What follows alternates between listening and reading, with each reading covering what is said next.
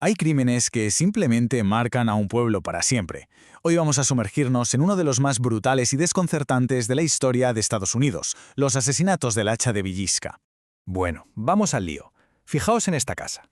Es la residencia de la familia Moore en Villisca, Iowa. A simple vista, una casa normal y corriente, ¿verdad?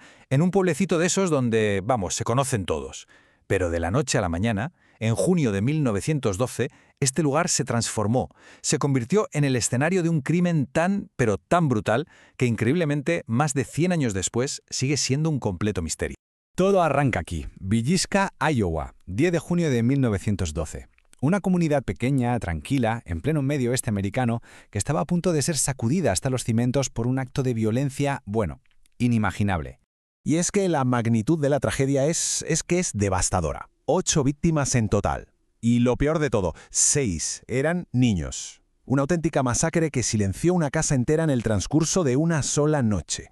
Pero ¿cómo pudo pasar algo así?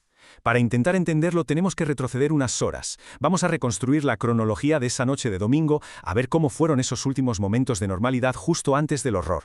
Vale, esta cronología nos dibuja una noche de lo más normal. La familia Moore, junto a las hermanas Stillinger, que se quedaban a dormir, vuelve a la casa sobre las 9:30, 10 menos cuarto, después de un evento en la iglesia. No tenían ni la más remota idea de que eran sus últimas horas.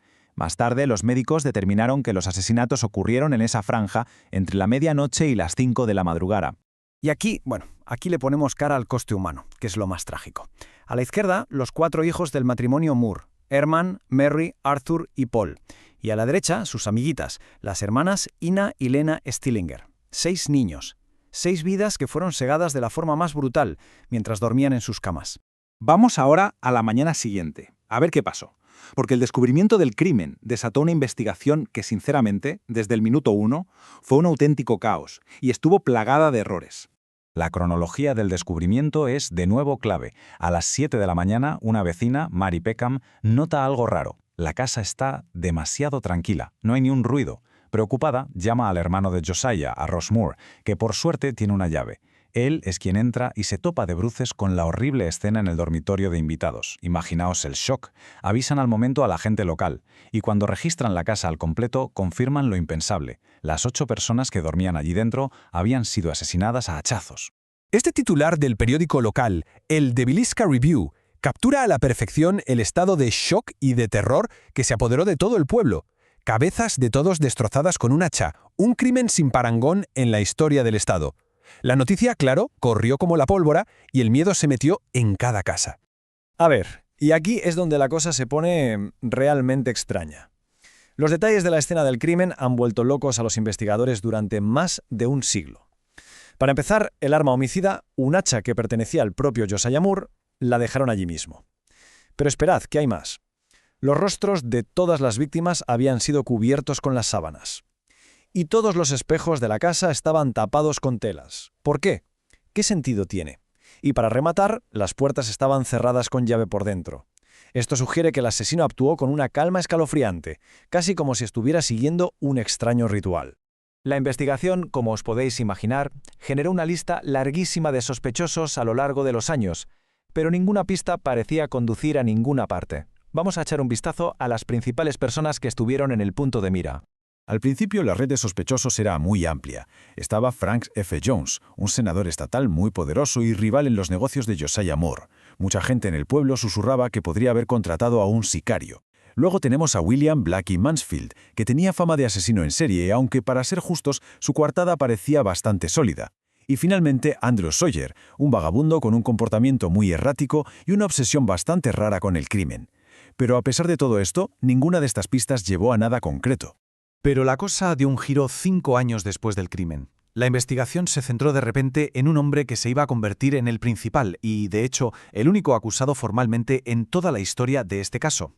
Este señor es el reverendo George Kelly, un predicador itinerante que, mira qué casualidad, estaba en Villisca justo la noche de los asesinatos. Lo arrestaron en 1917. Al parecer, Kelly había mostrado un interés muy persistente y bastante extraño en el caso, llegando a escribir cartas a la policía y a los familiares. Este comportamiento, sumado a que tenía un historial de problemas mentales, lo convirtió en el sospechoso número 1. Ojo aquí, porque el punto clave es cómo se consiguió su confesión. Fue un proceso muy controvertido. Primero, lo sometieron a horas y horas de interrogatorios muy intensos.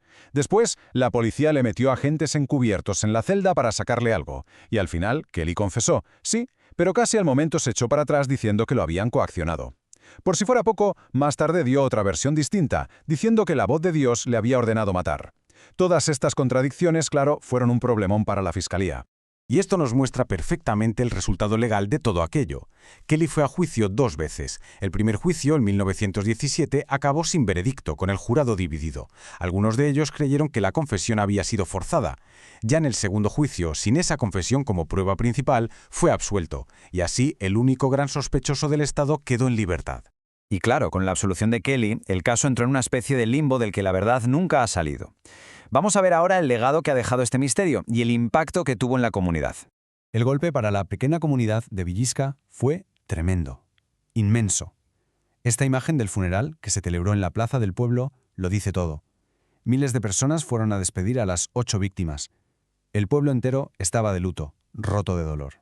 Y así fue como, oficialmente, el caso de los asesinatos del hacha de Villisca se convirtió en lo que se conoce como un caso abierto no resuelto, un cold case. Al absolver a Kelly, las pistas se acabaron y la investigación simplemente se detuvo. El misterio quedó congelado en el tiempo. Y este es el lugar donde descansa la familia Moore, en el cementerio de Villisca. Un recordatorio silencioso y muy sombrío de una tragedia que nunca encontró justicia. Nunca tuvo un cierre. Curiosamente, el legado de la propia casa es peculiar. Hoy se la conoce como la Casa de los Asesinatos del Hacha de Villisca. Está abierta al público. Se pueden hacer visitas históricas e incluso hay gente que se queda a pasar la noche. Se ha convertido en un punto de referencia para los interesados en la historia y el true crime. Así que llegamos al final con la misma pregunta que sigue flotando en el aire después de más de 100 años. Sin pruebas nuevas, con todos los sospechosos muertos y enterrados, ¿se resolverá algún día este misterio? ¿O está condenado a permanecer sin respuesta para siempre?